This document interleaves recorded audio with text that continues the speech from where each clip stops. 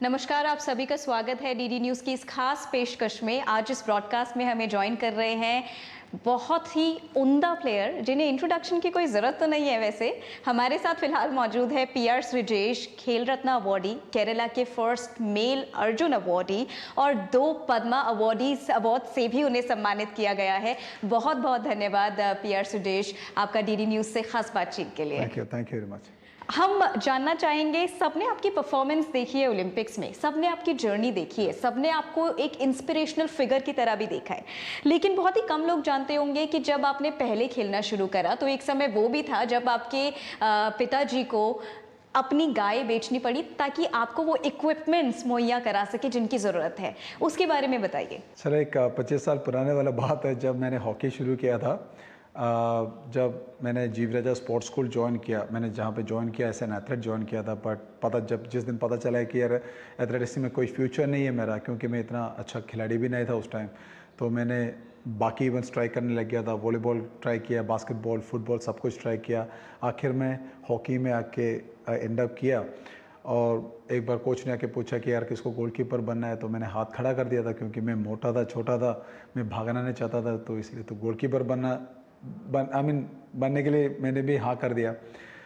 But goalkeeping इतना आसान job नहीं है। आपको इक्विपमेंट्स खरीदना है, जिसके लिए तो बहुत ज़्यादा पैसा भी लग जाता है। और मेरा पापा तो फार्मर्स का फैमिली है, जहाँ पे एकदम से आप पूछेगा 3,000 रुपये चाहिए या 5,000 रुपये चाहिए, तो बहुत मुश्किल हो जाता था। तो उसी टाइम था, पापा ने गाय को बेच के मुझे पैसा दिया था। थैंक गॉड मेरे पास एक सपोर्टिव फैमिली था, जिसके वजह से मैं आज यहाँ पे बैठा हूँ। बट जो भी हो, हमेशा मुझे ये चीज़ एक एनर्जी देता है, जहाँ पे आपको लगता है यार मैं थक गया, बस यार आज काफ़ी है, या तो कभी मन करता है नहीं यार आज ट्रेनिंग पे नहीं जाना है, या कभी लगता है नहीं यार मैं थक गया हूँ और नहीं होगा, या छोड़ के जाने के लिए मन करता है। ये चीज़ हमेशा पिंच करता है, ये चीज़ हमेशा आपको एक पुश देता है कि हाँ यार पापा ने उस दिन तो इतना सेक्रीफाइस किया और आप ऐसे कैसे छोड़ सकता है। तो मेरे हिसाब से ये इतना दूर, इतना लंबा सफ़र का एक वजह वो दिन भी है। आपने खेती बाड़ी का समय भी देखा है, आपके पापा फार्मर रहे हैं। उस फैमिली सेटअप में कितना मुश्किल होता है किसी के लिए भी ये सोचना कि हम खिलाड़ी बनना चाहते हैं?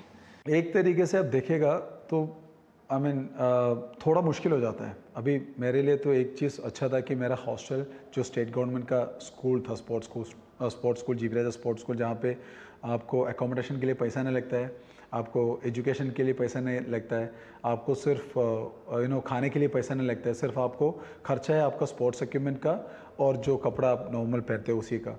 तो मेरे हिसाब से एक लकी फेस वही था। बट नॉर्मली जो पेरेंट्स ये सब कुछ बेयर करते हैं, वो लोगों के लिए बहुत ज़्यादा मुश्किल हो जाता है, क्योंकि एक जूता 3 महीने या 4 महीने में फटने लग जाता है, हॉकी स्टिक टूटने लग जाता है, गोलकीपर इक्विपमेंट्स को आपको साल में बदलना पड़ता है, या आपका खाने पे ऊपर ज़्यादा ध्यान रखना पड़ता है, आपको प्रोटीन सप्लीमेंट्स ये सब चीज़ों के ऊपर ध्यान देना पड़ता है। तो एक छोटा सा एक परिवार जितना पैसा में चलता है, उतना पैसा एक अकेले प्लेयर के ऊपर खर्चा हो जाता है।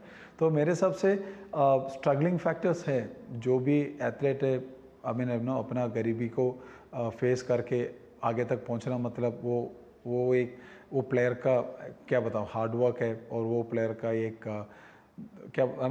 नेवर गिव अप एटीट्यूड है। उसके बाद जब आपकी पहली अचीवमेंट, आपका पहला मेडल, कैसा रहा घर वालों का रिएक्शन उस पर? मेरा पेरेंट्स सबसे खुश हुआ था कि जब मेरा पहला जर्सी वो लोगों ने देखा है। मैंने 2004 में डेब्यू किया था जूनियर अंडर 21 का ऑस्ट्रेलियन ट्रिप में, और हम लोग पर्थ जाके वापस आ गया था। तब मैंने मेरा जर्सी मेरे पापा को दिखाया, मेरे मम्मी को दिखाया, मेरा भाई भी था।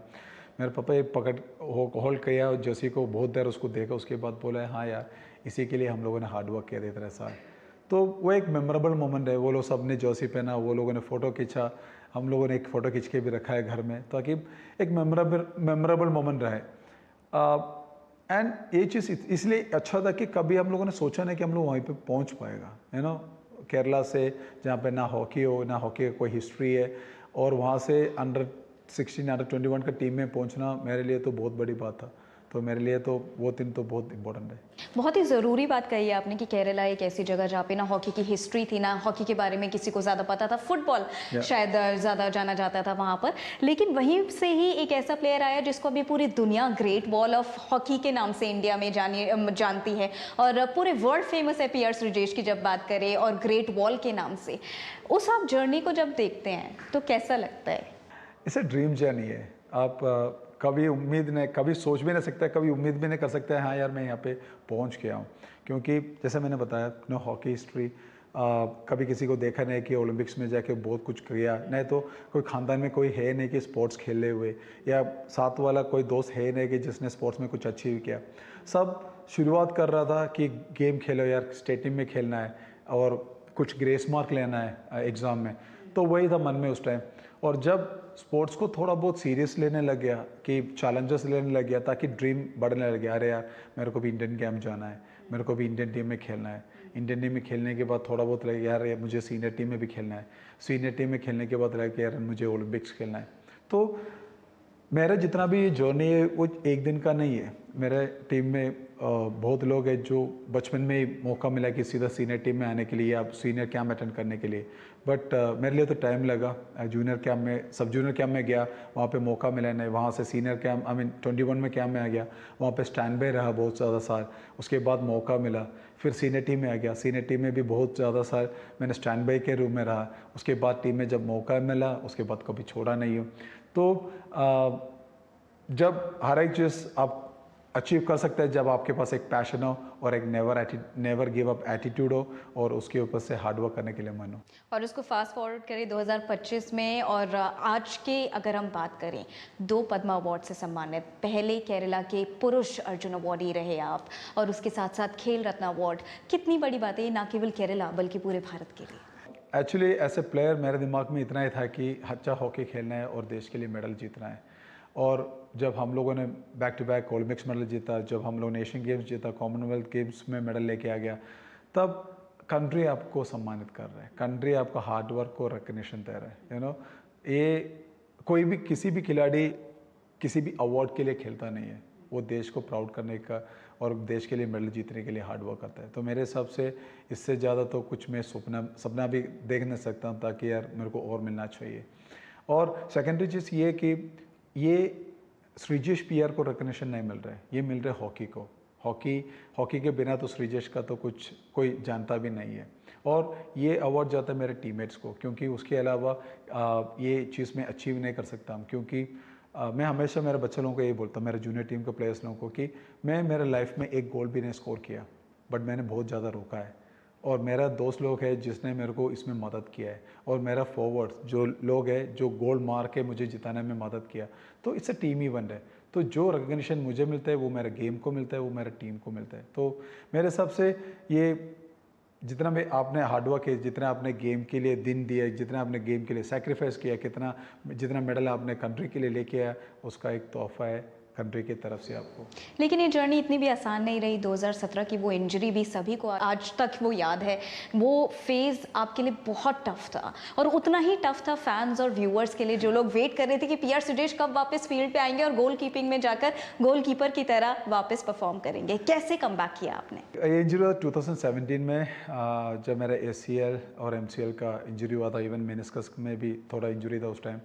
और जब तक 2017 तक हॉकी मेरा लाइफ था, हॉकी मेरा ज़िंदगी था। मेरे फैमिली को छोड़ के मेरा हर एक टाइम मेरा फोकस गेम में था, गेम कैसे खेलने, आगे क्या करना है। जब वो इंजरी हुआ तब पता चल गया कि हॉकी लाइफ नहीं होता है, हॉकी लाइफ का पार्ट होता है। आपका एक लाइफ का एक पार्ट आप हॉकी के लिए स्पेंड करते हो।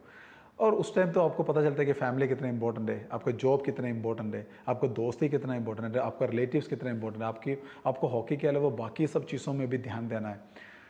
वो इंजरी जब होने के बाद ये सब चीज़ों मैंने रियलाइज़ किया, और मैंने एक ही डिसीजन लिया था कि यार इसके बाद मेरे को एक और बार वो जर्सी पहनना है। मैंने वो जर्सी मेरा रूम में टांग के रखा था, कि मैंने बोला यार ये जर्सी एक और बार मुझे पहनना है। तो उसी के लिए था हर एक दिन का हार्ड वर्क, हर एक दिन का रिहैब, हर एक दिन का प्रिपरेशन।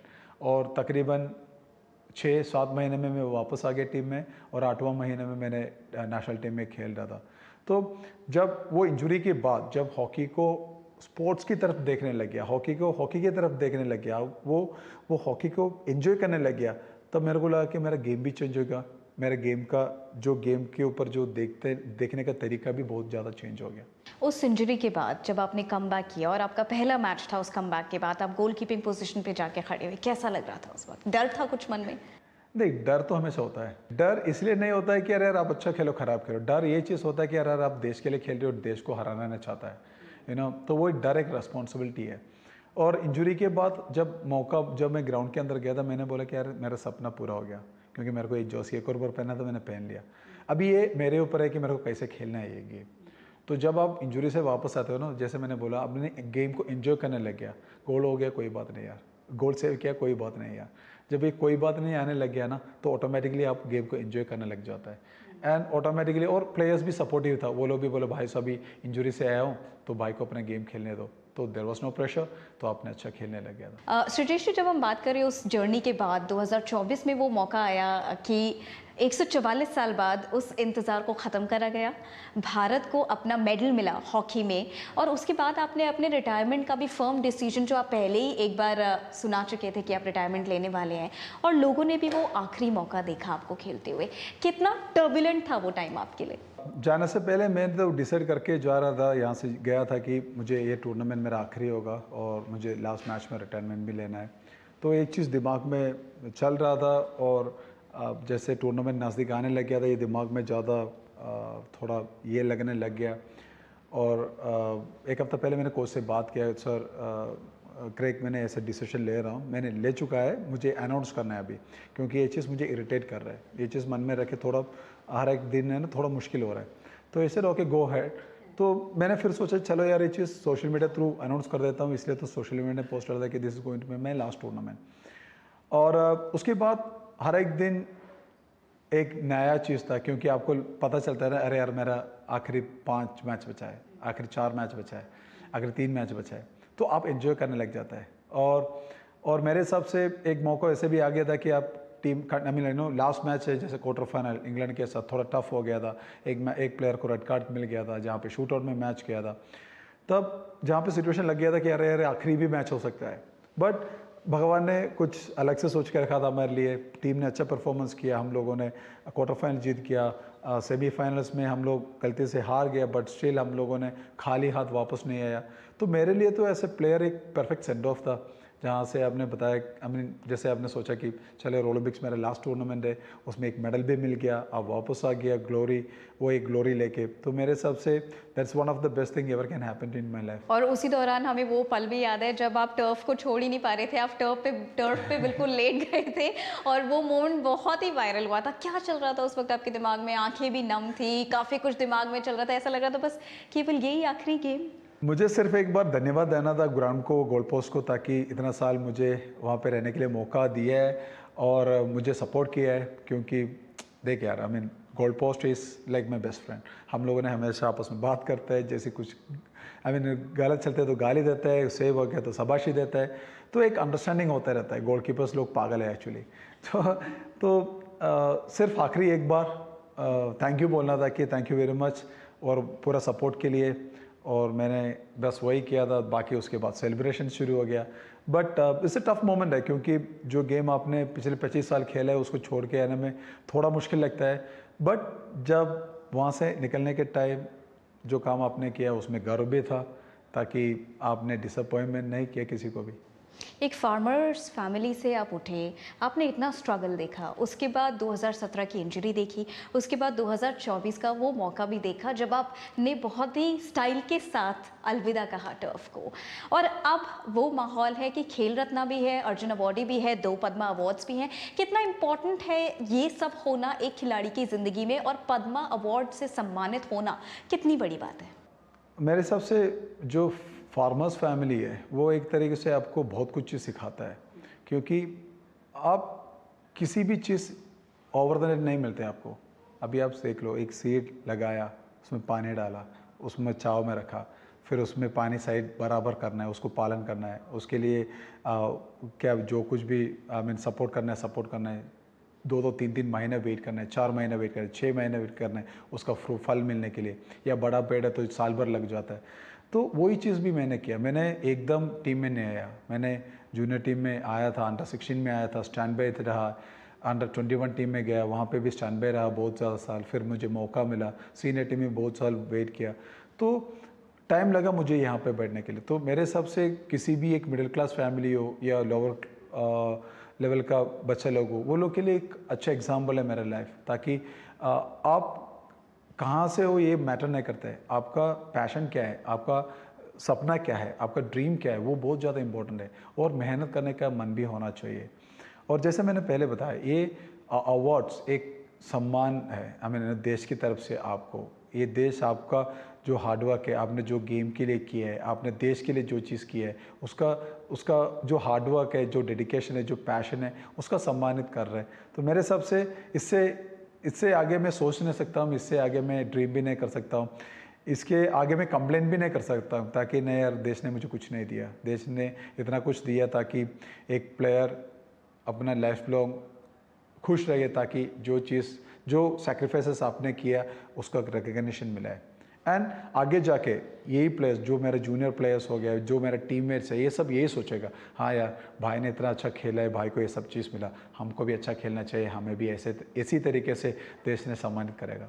और वहीं साथ ही साथ लोगों ने देखा कि प्रधानमंत्री ने जब आपसे बात की, स्पेशली जब आपकी रिटायरमेंट अनाउंस हुई, उसी के बाद ही तांता लग गया था ट्वीट्स का सोशल मीडिया पे आपको विश करते हुए। फैन से लेकर सरकार से लेकर स्पोर्ट्स फ्रेटर्निटी, सभी लोग बहुत ही उत्तेजित थे PR श्रीजेश को एक बार आखिरी समय में खेलते हुए देखने के लिए।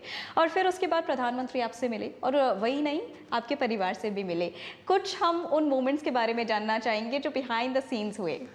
प्राइम मिनिस्टर सर हमेशा सपोर्टिव है। आई मीन स्पेशली हॉकी के लिए मैं ये चीज़ बोलना चाहता हूँ, क्योंकि 2021 स्पेशल मोमेंट था हमारे लिए, जहाँ पे हम लोग पहले बार सेमीफाइनल्स खेल रहा था और हम लोग हार गया। हम लोग बहुत दुखी थे, हम लोग डिसअपॉइंटेड थे। तब प्राइम मिनिस्टर का कॉल आ गया, कोई बात नहीं यार, आप लोगों ने अच्छा खेला है, मैं आपके साथ हूँ, पूरा देश आपके साथ हो।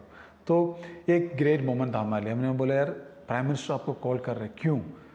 ताकि इतना सुबह सुबह उठ के प्राइम मिनिस्टर ने भी हमारा मैच देखा है, तो एक मोटिवेशन मिलता है। और लास्ट पेरिस ओलंपिक्स के बाद सर ने मुझे चिट्ठी भी लिखा है, वो चिट्ठी मेरे घर पे पड़ा है। उसने बोला, सर ने बोला कि यार जितना साल से आपने हॉकी खेला है, आपने देश को देश के लिए बहुत सारा मेडल जीते हैं, थैंक यू करके एक लेटर लिखा। उसके अलावा आप क्या सोच सकते हैं। एंड मेरे परिवार के साथ ऐसा फैंटास्टिक मोमेंट था मेरे फैमिली के लिए, ताकि जिस दिन हम लोग को प्राइम मिनिस्टर सर से मिलना था, उसके पहले दिन मैंने PMO में मेल किया कि मेरा फैमिली भी है यहाँ पे दिल्ली में, एक बार प्राइम मिनिस्टर से मिलना है। तो सडनली मिडनाइट तक मुझे परमिशन मिल गया और बोला गया कि सर आएगा, आपको फ़ोटो खींच सकता है। और सर प्राइम मिनिस्टर सर हम प्लेयर्स लोगों के साथ सब खड़े होकर बात कर रहा था, एक प्लेयर बन के, एक कोच बन के, एक मोटिवेटर बन के, एक सपोर्टर बन के। सर ने बहुत कुछ चीज़ बात किया और हमारे साथ टाइम स्पेंड किया। एंड बाहर आके मेरे फैमिली के साथ आ गया, सर सडनली चेंज हो गया, एक फैमिली मेम्बर जैसे बात करने लग गया था। मेरे बेटे से बात किया, बेटे से बात किया, मम्मी पापा से हाल चाल पूछा, मेरे भाई से उसके जॉब के बारे में पूछा, कहाँ रहता है, सब कुछ पूछा, मेरे वाइफ से बात किया। तो सडनली सर ने अपने आप को एक फैमिली मेम्बर बना के मेरे फैमिली को बहुत ज़्यादा कंफर्ट किया, क्योंकि मेरे फैमिली के लिए भी डर रहता है ना, अरे प्राइम मिनिस्टर सर को मिल रहे कैसे बिहेव करना है। बट सर ने बच्चे को गले लगाया, बेटी को आशीर्वाद दे दिया और मेरे बेटे को साथ लेके जाके मिठाई खिलाया। तो मेरे लिए तो वो मोमेंट बहुत प्राइसलेस है, क्योंकि एक लीडर ऐसे होना चाहिए। आप जहाँ पे लीड करना चाहते हो वहाँ पे लीड करना चाहिए, जहाँ पे हाथ पकड़ के साथ लेके चलना है वहाँ पे साथ लेके चलना चाहिए। तो आज भी मेरा मम्मी पापा, मेरे घर में मेरे परिवार, मेरे फैमिली सब यही चीज़ बात करते हैं, अरे यार वो दिन कभी भूल नहीं सकता है, क्योंकि ऐसे लीडर बहुत मुश्किल से दिखाई देता है। और किसी भी प्लेयर के लिए, चाहे वो हारे या जीते, हमेशा एक ट्रेंड रहा है कि प्रधानमंत्री कॉल करेंगे, आश्वासन देंगे, नहीं तो बधाइयाँ देंगे अगर जीते हैं तो। ये 100% श्योर चीज़ है। आप किसी भी टूर्नामेंट जाओ, एशियन गेम्स जाओ, कॉमनवेल्थ जाओ, ओलंपिक्स जाओ, आप वापस आने के बाद प्राइम मिनिस्टर से मिलना ही मिलना है। हम जब प्लेयर्स लोग अभी ओलंपिक्स में मिले थे, हम लोग यही चीज़ बोलते हैं, हाँ PM का फंक्शन में मिलता हूँ, क्योंकि हमें पता है कि PM सर टाइम निकाल के हमारे लिए एक कॉफ़ी सेशन रखेगा। और हमें इनवाइट किया लास्ट 2021 में भी और 2024 में भी हमें फ्लैग होस्टिंग के लिए बुलाया गया था रेड फोर्ट में, और हम लोग उधर गया।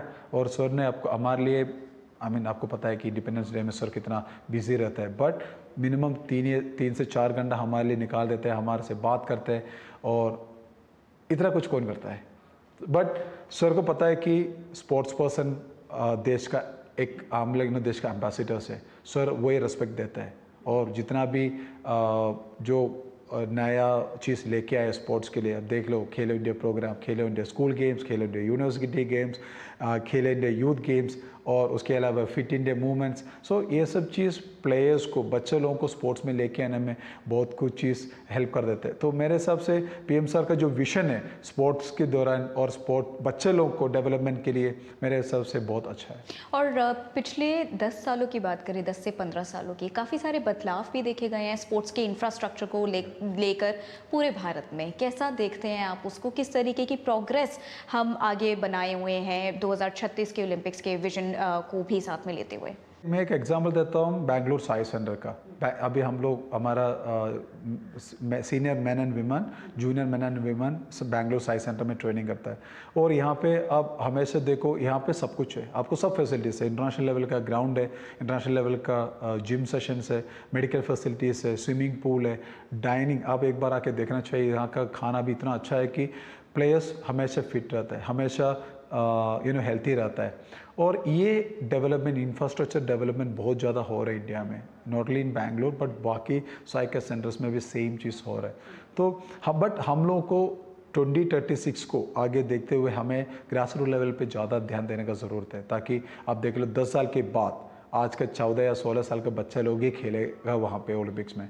तो वो लोग के ऊपर ज़्यादा ध्यान देना है, वो लोगों को लाइमलाइट में लेके आना है, वो लोगों को साइंटिफिक मेथड में ट्रेनिंग देना है, तभी जाके हम लोग एक 20 या 30 ओलंपिक्स मेडल जीत सकते हैं। प्लेयर से लेके कोच तक पीआर श्रीजेश 2.0 के क्या प्लान्स है आगे?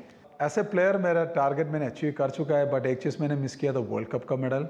बट ऐसे प्लेयर मेरा दिमाग, ऐसे कोच मेरे दिमाग में ये है कि जो ड्रीम मैंने देखा था वही ड्रीम मेरे बच्चे लोगों को भी देखने में मदद करना है, वो लोग को हेल्प करना है। जो चीज़ मैंने हॉकी में सीखा था वही चीज़ वो लोगों को सिखाना है, और वो लोगों को हेल्प करना है कि वो लोग अपना बेस्ट हॉकी खेले और बेस्ट अनदर 10 साल में वो लोग भी ओलंपिक्स पोडियम में खड़े होकर अपना नेशनल एंथम गाए। इंस्पिरेशन, मेंटल स्ट्रेंथ और बाकी सारी सीरियस टॉक तो बहुत हो गई, अब थोड़ा लाइट हार्टेड कर देते हैं, एक छोटा सा रैपिड फायर करते हैं। आपका favourite footballer? Ronaldo, and definitely Messi भी है, बट रोनाल्डो इसलिए क्योंकि एक सेल्फ मेड मैन है। आप हार्ड वर्क करके ऊपर तक पहुंचा है। He never had any talent in, जैसे बोलते हैं ना, गिफ्टेड वाला कुछ टैलेंट नहीं था। मेसी हार्ड वर्किंग प्लेयर है, बट मेसी के पास एक इम्पोर्टेंट टैलेंट भी है।